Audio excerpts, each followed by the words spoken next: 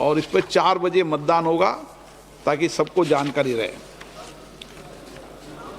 श्री अर्जुन राम मेघवाल जी। धन्यवाद अध्यक्ष महोदय।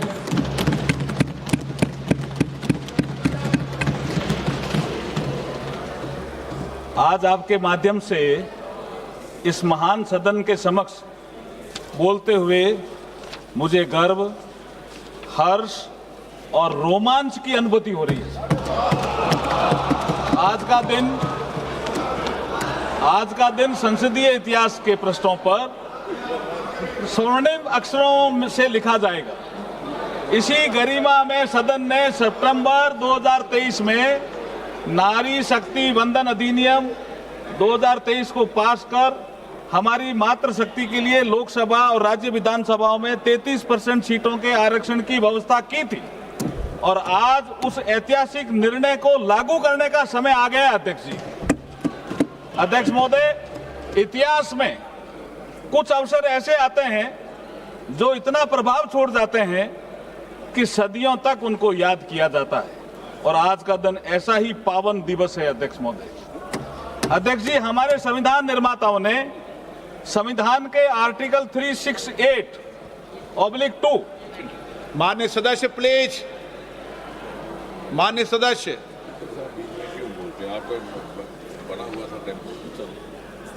माननीय सदस्य, मैं आग्रह करता हूं कि अगर आप इस तरीके से उठेंगे तो मैं नामजद तरीके से बोलना पड़ेगा मुझे। प्लीज बैठिए, प्लीज माननीय सदस्य बैठिए। माननीय मंत्री जी महत्वपूर्ण संविधान संशोधन बोल रहे हैं, चलिए बैठिए। विशाल दा पाटिल, विशाल दा पाटिल, क्या तरीका, कई बार समझा दिया आपको। अगर आप व्यवस्था का पालन नहीं करेंगे तो आपको बोलने का मौका नहीं दिया जाएगा। माननीय अर्जुन मेघवाल जी। अध्यक्ष महोदय, जैसे आपने पहले कहा, मैंने शुरू कर दिया था, लेकिन जो आइटम आपने 10 नंबर रूल 66 में रिलैक्सेशन दिया, इसलिए मैं आपसे ये भी अनुरोध करता हूं कि जो अपना आइटम 11, 12 और 13 इन सब पे विचार करने के लिए एक साथ आप विचार करने की अनुमति हमें प्रदान करें। अध्यक्ष महोदय, मैं ये कह रहा था कि हमारे संविधान निर्माताओं ने संविधान के आर्टिकल 368/2 के माध्यम से संविधान को ये शक्ति प्रदान की है जिसके माध्यम से हम आवश्यकता अनुसार संशोधन कर लोक हित के निर्णय लागू कर सकते हैं। ये संसद को ही शक्ति दी है संविधान ने आर्टिकल 368 के तहत। इस पवित्र उद्देश्य से नारी शक्ति वंदन अधिनियम को लागू करने के लिए तीनों बिल आज इस महान सदन के समक्ष प्रस्तुत हुए हैं। महिलाओं को उचित प्रतिनिधित्व मिले, इसके लिए संविधान सभा में बहस हुई। श्रीमती हंसा मेहता, श्रीमती रेणुका रे, श्रीमती पूर्णिमा बनर्जी, श्रीमती अम्मू स्वामीनाथन जैसी महिला सदस्यों ने महिला प्रतिनिधित्व के मुद्दे पर संविधान सभा के समक्ष भी उठाया था। इसका मतलब मुद्दा 1949 से भी चल रहा है। अध्यक्ष महोदय, हमारे संविधान की प्रस्तावना में एक जस्टिस शब्द का उल्लेख हुआ है। जस्टिस की अपन बात को जोर देकर के भी संविधान सभा के निर्माताओं ने कहा है। जस्टिस भी 3 प्रकार का उन्होंने कहा है: सामाजिक, आर्थिक, राजनीतिक न्याय। सर्वप्रथम यदि हम सामाजिक न्याय की बात करें तो ऐसा नहीं है कि इस दिशा में कदम नहीं उठाए गए। जो भी सरकारें रही उस पर चिंतन हुआ, लेकिन आदरणीय नरेंद्र मोदी जी की सरकार आने के बाद मातृशक्ति के सामाजिक न्याय के लिए अनेक योजनाएं संचालित की गई। वह उनकी स्पीड और स्केल को बढ़ाया गया। मोदी जी जब महिलाओं के लिए शौचालय बनाते हैं तो महिलाओं के सम्मान में वृद्धि होती है, उससे इज्जत घर का नाम दिया जाता है। पीएम आवास के माध्यम से जब 69% मालिका हक मातृशक्ति को दिया जाता है तो वो सुरक्षित महसूस करती है। उज्ज्वला योजना के माध्यम से जब गैस चूल्हा मिलता है तो स्वास्थ्य में सुधार होता है। धुएं भरी रसोई से लेकर गरिमापूर्ण जीवन तक, यही हमारा सामाजिक न्याय जिसकी कल्पना कभी बाबा साहब बी आर अम्बेडकर साहब ने की थी कि हमें नागरिकों को, समस्त नागरिकों को सामाजिक न्याय, आर्थिक न्याय, राजनीतिक न्याय देना होगा। प्रधानमंत्री मातृ वंदना योजना के माध्यम से जब गर्भवती महिला को पोषण मिलता है तो आने वाला भविष्य भी संवरता है। मैटरनिटी अवकाश को 12 सप्ताह से बढ़ाकर 26 सप्ताह किया जाता है तो पारिवारिक दायित्वों की पूर्ति का समय मिलता है। शस्त्र सेनाओं में महिलाओं को जब स्थायी कमीशन प्रदान करने से राष्ट्र सेवा में डिफेंस फोर्सेज का अभिन्न हिस्सा बनती है तो महिलाएं सशक्त होने का एहसास महसूस करती है। इसी प्रकार हम आर्थिक न्याय की बात करें, मैंने अभी तक सामाजिक न्याय की बात करी, अब मैं आर्थिक न्याय की बात करता हूं। अगर आर्थिक न्याय की बात करें तो योजनाएं पहले भी बनी, लेकिन जब मोदी जी आते हैं 2014 में तो इन योजनाओं के क्रियान्वयन में और परिणाम में विजिबल चेंज नजर आता है। महिलाओं के लिए जनधन खाते, प्रधानमंत्री मुद्रा योजना, सुकन्या समृद्धि योजना, लखपति दीदी, मुद्रा योजना में तो 60% से ज्यादा महिलाएं आर्थिक रूप से सशक्त और समर्थ बन रही है। तो सेल्फ हेल्प ग्रुप और स्टार्टअप के संचालन में स्वयं निर्णय प्रक्रिया में भागीदार बनकर आर्थिक योजना में सहभागिता दे रही है। अध्यक्ष महोदय, ये सब क्यों संभव हो पाया? ये ऐसे ही नहीं हुआ। ये उस दृढ़ इच्छा शक्ति और पवित्र भावना का परिणाम है जो आदरणीय नरेंद्र मोदी जी मातृ शक्ति के लिए रखते हैं। इसलिए हम कहते हैं कि हमारे पास नियत भी है, नीति भी हो और मोदी जी जैसे सशक्त नेता भी हैं। अध्यक्ष महोदय, यदि हम राजनीतिक न्याय की बात करें, अभी मैंने सामाजिक न्याय की बात करी, आर्थिक न्याय की बात करी और राजनीतिक न्याय की बात, ये संविधान का जो हमारा प्रीएम्बल है उसी में उल्लेखित है। अध्यक्ष जी, पहला शब्द ही न्याय है। तो हम राजनीतिक न्याय की बात करें तो सर्वप्रथम हमारे संविधान निर्माता बाबा साहब भीमराव अंबेडकर जी ने महिलाओं को राइट टू वोट का अधिकार दिया। ये राजनीतिक न्याय है सर, जिसे उन्होंने यूनिवर्सल एडल्ट फ्रेंचाइज कहा। महिलाओं को राजनीतिक रूप से सक्रिय भागीदारी की ओर बड़ा कदम बढ़ाया। यूनिवर्सल एडल्ट फ्रेंचाइज को लेकर ऑल इंडिया वुमेन्स कॉन्फ्रेंस जो 1927 में, ये 100 साल का संघर्ष है सर, 1927 में पुणे में आयोजित हुई थी। 1931 तक सभी को वैक्स मताधिकार की मांग की गई थी, जिसे बाबा साहब भीमराव अंबेडकर जी द्वारा भारत के संविधान में साकार रूप दिया गया। राइट टू वोट महिलाओं को। बाबा साहब का कहना था, I quote, I measure the progress of a community by the degree of A progress which women have achieved. अर्थात मैं किसी समाज की प्रगति को महिलाओं की प्रगति से मापता हूं। माननीय अध्यक्ष जी, यहां एक विषय और उल्लेखनीय है कि जहां भारत में बाबा साहब ने आजादी के तुरंत बाद महिलाओं को समान मताधिकार उपलब्ध कराया, वहां दुनिया में, जो विकसित कही जाने वाली दुनिया में, लंबे समय तक महिलाओं को संघर्ष करना पड़ा। मैं इंग्लैंड का उदाहरण देता हूं, यूके का उदाहरण देता हूं अध्यक्ष जी, यूएस का। यूएस 1776 में आजाद हुआ, लेकिन महिलाओं को मताधिकार मिलने में कितने साल लगे? 144 वर्ष। और यूनाइटेड किंगडम, इसमें तो 1918 में महिलाओं को मताधिकार दिया, लेकिन लिमिटेड कर दिया कि जो महिलाएं 30 साल से उम्र के अधिक हो या जिनका पति प्रॉपर्टी से संबंधित क्वालिफिकेशन रखता हो, उसको दिया। और उसके 10 साल बाद 1928 में द इक्वल फ्रेंचाइज एक्ट के माध्यम से 21 वर्ष से अधिक आयु की महिलाओं को समान मताधिकार मिला। राइट टू रिप्रेजेंटेशन बाबा साहब का मूल वाक्य हुआ करता था। आज हमारे यशस्वी, तपस्वी, कर्मयोगी प्रधानमंत्री श्री नरेंद्र मोदी जी इसी दिशा में सोच रहे हैं। इसी कारण मातृशक्ति को नीति निर्माण में भागीदार बनाने के लिए महत्वपूर्ण बिल पेश हुए हैं। ये बिल महिलाओं के समान भागीदारी के पॉलिटिकल जस्टिस को पूरा करेगा।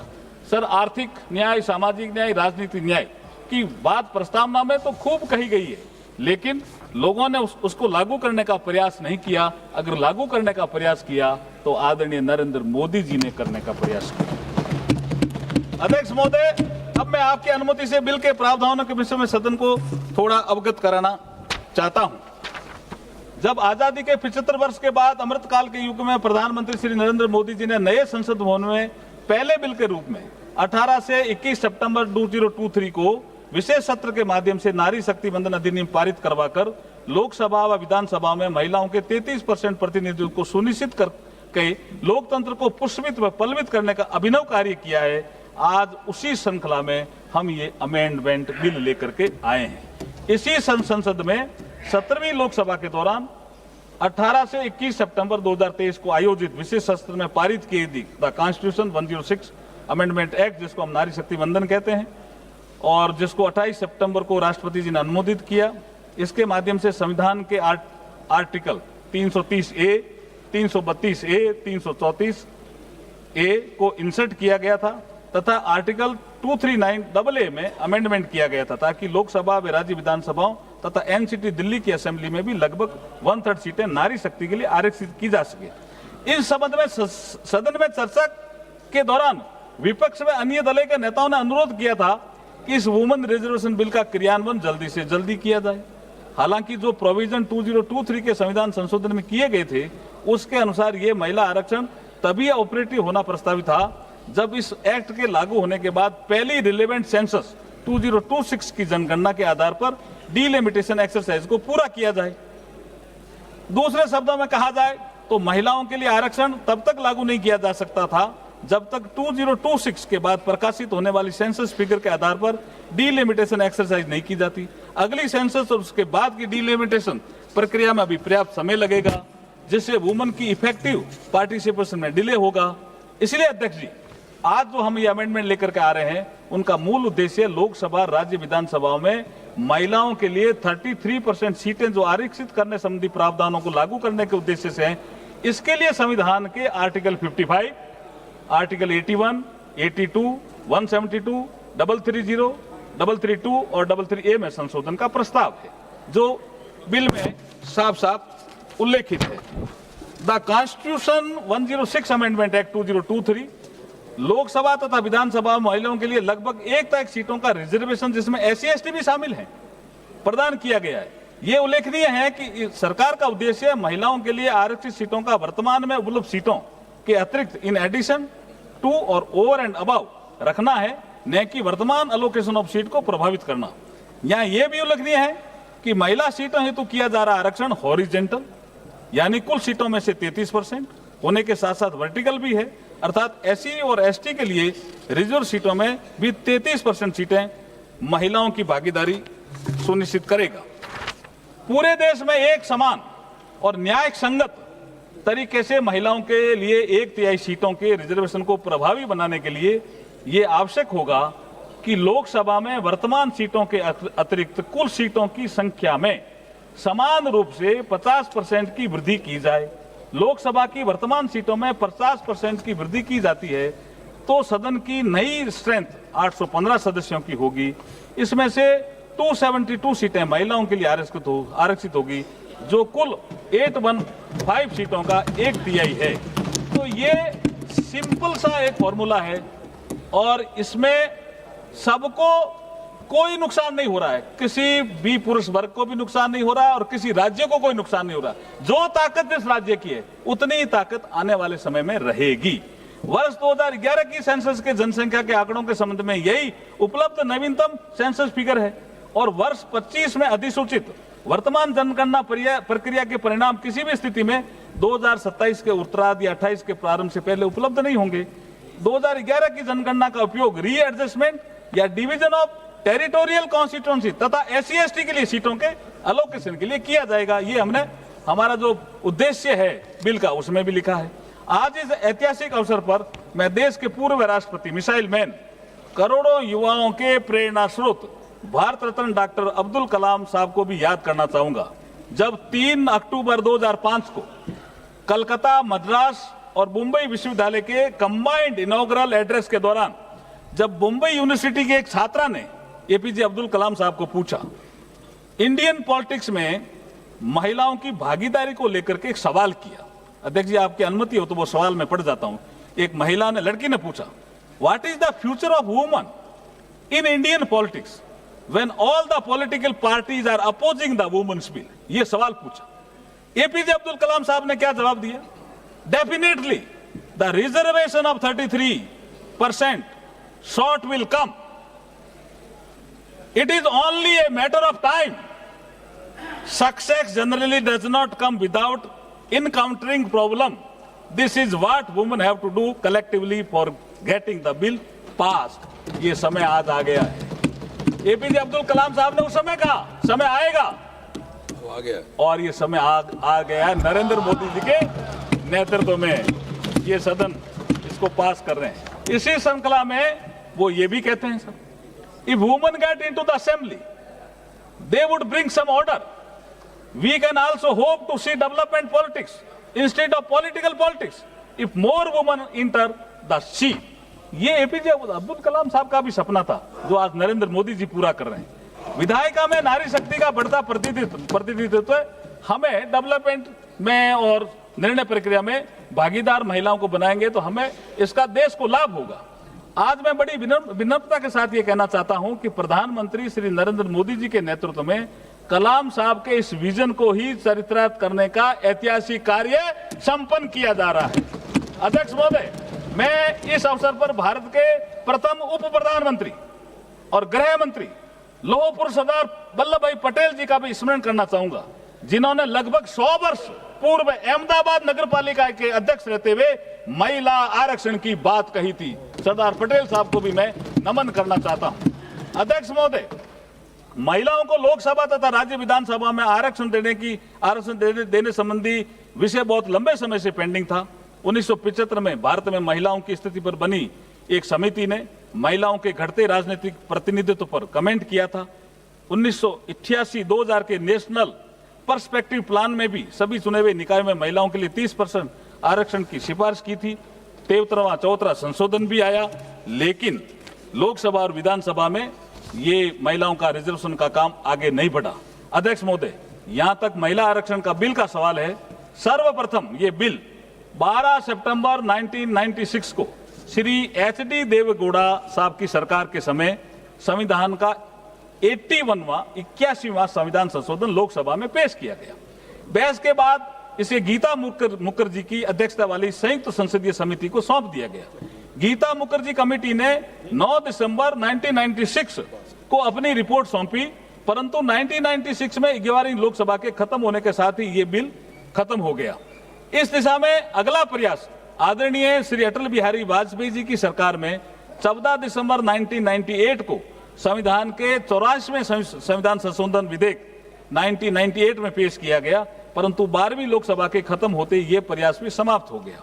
अटल बिहारी वाजपेयी जी की अगली सरकार 13वीं लोकसभा में 23 दिसंबर 1999 को संविधान का 85वां संशोधन विधेयक 99 में पेश किया गया, परंतु राजनीतिक पार्टियों के बीच सहमति न बनने के कारण आगे नहीं बढ़ सका। इसी श्रृंखला में अगला महत्वपूर्ण प्रयास डॉक्टर मनमोहन सिंह जी की सरकार द्वारा संविधान में 108वां संशोधन विधेयक 2008 6 मई 2008 को राज्यसभा में प्रस्तुत किया गया।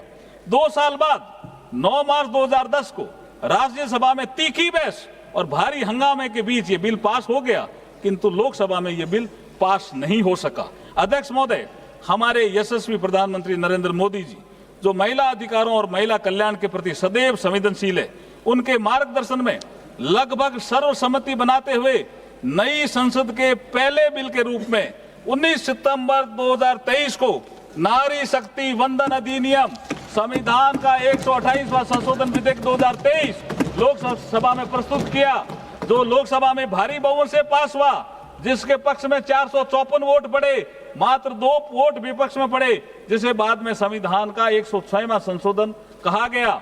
2023 के तौर पर यह लागू हुआ, ये 2023 के पर लागू किया गया। अगले ही दिन 20 सितंबर 2023 को राज्यसभा में 2014 वोटों के साथ बिना किसी विरोध के ये बिल पास हो किया गया। 28 दिसंबर को भारत की पहली आदिवासी महिला राष्ट्रपति माननीय श्रीमती द्रौपदी मुर्मू जी के द्वारा इसे मंजूरी प्रदान की गई। अध्यक्ष महोदय, 4 दशकों के लंबे अंतराल के बाद माननीय प्रधानमंत्री जी के नेतृत्व में महिलाओं के लिए लोकसभा राज्य विधानसभा में 1/3 सीटों के आरक्षण की व्यवस्था सुनिश्चित हो पाई। आज हम इस संविधान 131वें संविधान संशोधन विधेयक 2026 के माध्यम से इसे इस महान सदन के समक्ष साकार रूप देने जा रहे हैं। इस पूरे विश्व में, इससे पूरे विश्व में भारत और भारतीयता का शाश्वत संदेश का प्रचार करने वाले यहाँ स्वामी विवेकानंद जी का कोट भी मैं आपको कहना चाहता हूं। स्वामी विवेकानंद जी ने एक मातृ शक्ति के उत्थान का संदेश देते हुए कहा, there is a no chance, sir ये बहुत ही महत्वपूर्ण है, मैं कोट करना चाहता हूं, there is a no chance for the welfare of a world unless the condition of women is improved. It is not possible for a bird to fly only 1 wing. तो हम 2 पंखों से उड़ना चाहते हैं साहब, ये नरेंद्र मोदी जी का सपना है।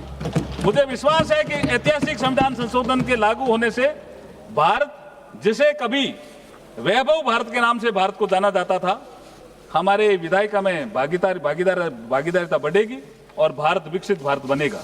तमिल भाषा के महाकवि सुब्रमण्यम भारती ने भी स्वतंत्र, शिक्षित, आत्मनिर्भर और शक्तिशाली नारी की कल्पना करते हुए अपनी कविताओं के माध्यम से बताया कि महिलाएं केवल घर तक सीमित नहीं है, वे निर्णय लेने, कानून बनाने, वे शासन करने में सक्षम है। वे निडर, जागरूक और प्रगतिशील है, जो समाज को आगे बढ़ाती है। अध्यक्ष महोदय, मैं बड़े ही विनम्र भाव के साथ और गर्व के साथ ये कहना चाहूंगा कि वैदिक काल से हमारी आधुनिक काल तक जब जब मातृशक्ति को नेतृत्व करने का अवसर मिला है, तब तब उन्होंने अपनी प्रतिभा, योग्यता और क्षमता से अपना आप को सिद्ध किया है। वैदिक काल में यदि हम देखें तो गार्की, मैत्रेय, घोषा, अपाला, लोकपुत्रा जैसी अनेक विदुषी महिलाओं का जिक्र मिलता है। कालांतर में हमें ऐसी अनेक महिलाओं का भी जिक्र मिलता है जिन्होंने शासक के रूप में अपनी प्रतिभा का परिचय दिया। रानी नागनिका, कश्मीर की रानी दिद्या और रानी रुद्रमा देवी, रानी दुर्गावती और रानी लक्ष्मीबाई और रानी अहिल्याबाई होलकर जैसी अनेक ऐसी रानियों का उल्लेख मिलता है। सामाजिक सुधार की दृष्टि से देखें तो सावित्रीबाई फूले, रमाबाई जैसी महिलाओं का उल्लेख मिलता है, जिन्होंने महिला शिक्षा के क्षेत्र में महत्वपूर्ण भूमिका निभाई। औपनिवेशिक काल में आजादी के संघर्ष में भी महिला नेतृत्व ने बढ़ चढ़कर भूमिका निभाई। हम सरोजिनी नायडू की बात कर सकते हैं, कस्तूरबा गांधी, अरुणा आसफ अली, उषा मेहता, भीखाजी कामा, मातंगनी हाजरा, रानी गैडिनल्यू जैसी अनेक महिलाओं का नाम गर्व के साथ ले सकते हैं। अध्यक्ष महोदय, संविधान सभा में भी 15 विद्वान महिलाओं का योगदान संविधान निर्माण में रहा था। मैं उनको भी आज सदन के माध्यम से सत नमन करना चाहता हूँ। उन सभी महिलाओं का नाम लेना चाहूंगा। अम्मू स्वामीनाथन, दक्षिणायनी वेलायुधन, बेगम एजाज रसूल, दुर्गाबाई देशमुख, हंसा मेहता, कमला चौधरी, लीला रॉय, मालती चौधरी, पूर्णिमा बनर्जी, राजकुमारी अमृत कौर, रेणुका रे, सरोजिनी नायडू, सुचिता कृपलानी और विजय लक्ष्मी पंडित। अध्यक्ष जी, ये अमृतकाल की बेला है। हमारे यशस्वी प्रधानमंत्री जी ने 2047 तक भारत को विकसित राष्ट्र बनाने का लक्ष्य रखा है। 2047 में जब भारत की आजादी के 100 वर्ष पूरे होने पर विकसित भारत का उत्सव मनाया जाएगा, तब उसमें महिलाओं की भूमिका अग्रणी रहने वाली है। इसलिए मैं आज इस सदन के समक्ष सभी माननीय सदस्यों से ये निवेदन करता हूं कि इस बिल को सर्वसम्मति से पास कर हमारी मातृशक्ति को उनका अधिकार दिलाने के लिए अपना योगदान दें। अध्यक्ष महोदय, भारत के संविधान की प्रस्तावना में जो पहला शब्द we the people of India, अर्थात हम भारत के लोग को कोट करते हुए उनको कहना चाहता हूं, सबको, आपको, हम भारत के लोग, क्योंकि भारत के लोगों ने हमें यहां चुन करके भेजा है। हम भारत के लोग, बन रहा है ऐसा सुखद संयोग, बनेगा विकसित राष्ट्र, बढ़ेगा सब में परस्पर सहयोग, हर आंगन से संसद तक होगी नारी की भागीदारी, हर निर्णय में उसकी भी होगी पूरी जिम्मेदारी। ऐसा होगा सुपुल सहयोग, हम भारत के लोग, ऐसा बन रहा सुखद सहयोग। आइए हम सब मिलकर दलों से ऊपर उठकर मातृशक्ति को सम्मान देने वाली नारी शक्ति को उसका अधिकार देने वाले इन बिलों का सर्वसम्मति से समर्थन करें और नारी शक्ति को समृद्ध बनाएं। लास्ट में अध्यक्ष जी, अंत में मैं अपनी कुछ पंक्तियां, मेरी भी कुछ पंक्तियां रहती है, मेरी अपनी कुछ पंक्तियों के माध्यम से नारी शक्ति के प्रति, हाँ, मैं लेखक भी हूं सर। मैंने किताब तो मेरी पत्नी पे ही लिखी है ना, एक सफर हम सफर के साथ। लेखक मैं हूं, सब्जेक्ट मेरी पत्नी है, तो मैं कवि भी हूं। तो नारी शक्ति के प्रति अपनी भावना व्यक्त करते हुए अपनी वाणी को विराम दूंगा। लेकिन भावना क्या है, ये बहुत शानदार है सर। हमारी आन है नारी और हमारी शान है नारी, विकसित हो रहे भारत की ये पहचान है नारी। अमृतकाल का उत्सव है, शक्ति समान का उत्सव है, पूरा विश्व देखेगा। आज नारी उत्थान का उत्सव, निर्णय की प्रक्रिया में बनेगी अब ये सहभागी, बहुत लंबी तपस्या से अब ये आशा जागी। इन्हें आकाश सुने दो, इन्हें आकाश सुने दो, ना इनकी राहों को रोको, बुलाओ इनको संसद में, महक उठे फुलवारी। आज हमारी आन है नारी, हमारी शान है नारी, विकसित हो रहे भारत की पहचान है नारी। अध्यक्ष जी, बहुत बहुत धन्यवाद, आपने बोलने का अवसर दिया, बहुत बहुत आभार, धन्यवाद। आप